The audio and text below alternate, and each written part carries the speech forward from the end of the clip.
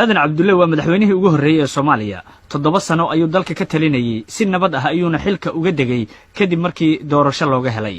inta kadib waxa uu weligii ku noolaa dalka gudihiisa haddana waxa uu degan yahay beertiisa oo ku taala meel u dhow Mushaani oo ah tuulo ku taala Jannaale agtiisa